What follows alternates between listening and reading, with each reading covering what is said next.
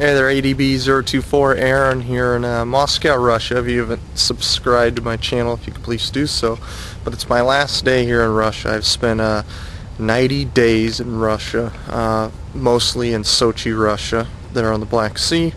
And I'm not too sure why I'm heading back to America, other than family, and it's where my blood is in America, and that's where it is to stay. But it really feels like I'm returning to or going to a war zone. I mean, it seems like civil war has started in America. So hey there, Aaron, ADB024 here in Moscow, Russia, in the Sheremetyevo 2 International Terminal, and I just want to make a note of security being different than America, in as it's a little more laxed. There's more privacy here. They're not given cavity searches and ripping apart your suitcases and wearing your underwear around. And I'm here having gone through the baggage check-in yet, and I haven't checked in my large baggage. And I'm in front of the customs control line, and if you notice, some people's luggage is wrapped in plastic.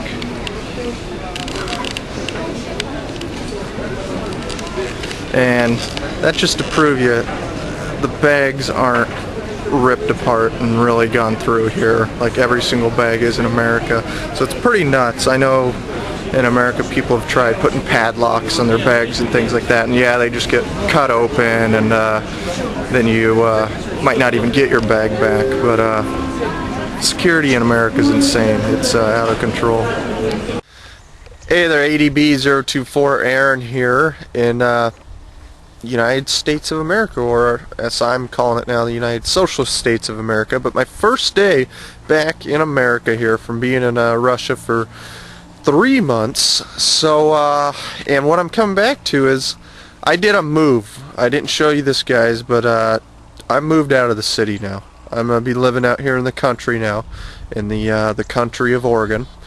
And we before we left for 3 months to Russia, we started a garden out here, and so it's pretty exciting to come back here and check out the garden. What I'm in now is kind of the nursery area and the orchard. We planted about 12 or 15 fruit trees out here, and before we even left, we actually cleared some of the land, cut down a lot of the pine trees that were here. We had 6 large pine trees that we cut down. Here's one of the huge stumps. Some more over there, and we did that because of course, you can't grow vegetables or fruit or anything, grass for animals, hay, whatever, without sunlight, and trees block that, so they're no good for self-sustainability in the country. So I had to do away with a lot of the trees. Of course, we did leave some, but limbed them up real high. And check out the pear tree. We got 1 pear on it, and this little nursery area that we have fenced with a 6-foot tall fence there, because there's lots of deer population out here and they'll eat anything. But as you can see, after 3 months, the grass obviously grew in here and has overtaken everything that we planted. But and the only way anything's green here, so you can see the grass outside of here is dry, but what we had was a sprinkler system, all on timers. So that's pretty cool. And as you can see, this land was something that came into the family in the 50s, early 60s. Grandpa and Grandma, after he got done with the Korean War, fighting in the blood-filled trenches of Korea there, he came out here and got some land, built a house, and then built this barn behind me here. And so then there's some acreage out here, and we'll show you guys around with that, and we'll get more things started out here. But let's go take a look at the actual vegetable garden here. Okay, here it is in the garden. We got corn, and look at that. We even have got chickens before we left, and we got quail. These are quail that will lay eggs too that are edible. This here's black currant. This is it's not doing so well here, right next to the barn, the steel barn there. And then grapes. This is too young to be given grapes, it looks like. Another grape. Sunflowers, will be able to get those later on and dry them out and either eat them or use them for feed for animals. Oh, look here, some blueberries.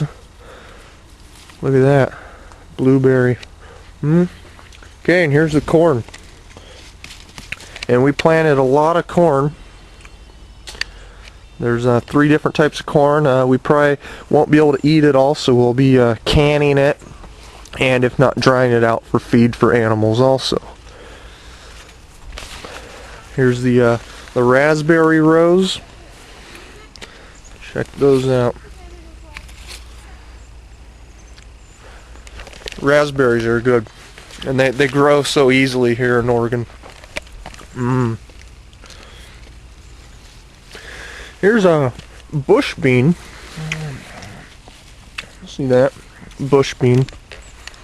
Oh, here's the broccoli. It's this here looks good. A lot of it's already been ate here. Oh, here's some big old blueberry bushes here.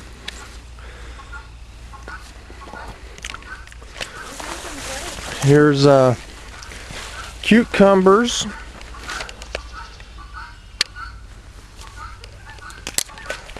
All the tomatoes. Lots of tomatoes plants. Peppers. Make some nice salads. A lot of lettuce over here. Here's blackberries. They're already too late in the season for those. And here's a different type of tomato. Get what it's called. It's kind of like a pear tomato. It's in a pear shape. Alright, so there's the corn crop. Here's the chicken coop. We had originally bought 22 chickens, and these are all laying hens. And we did lose a few chickens. They got out once, and a dog killed a few chickens. That's when we raised these from chicks. We bought these from a local farm store. And we have one guinea, which is kind of the barnyard watchdog. Any predator, that right there is a guinea. So anything it should be honking at me now, but it's not. Check out this guy. He's gonna get a lot bigger. These here are Rhode Island Reds. This is a barred rock. This is a Delaware. We got several other different breeds here. Go in the barn, see if we have any eggs. We should be getting eggs. Alright guys, well thanks for sticking with me here. So I'm at the channel. Obviously I'm going to be back here in America now, in Oregon. I'm going to focus on locally political and events here that are changing our lives and extending nationally and even internationally. So and I gotta get back to the house here. Before we had left, I slaughtered over 20 rabbits that we had grown. So I have a whole freezer full of meat here. This is all rabbit. And we put it in vacuum sealed bags here. So we're gonna go have some fresh farm rabbit that we raised. And like I said, I'll continue doing videos here. I don't know how often I'll be able to get some videos out. I'll try every so many days. I don't have internet out here. I tell you, I'm living in the country. I mean it. So, I'll figure something out, though. I'll figure something out.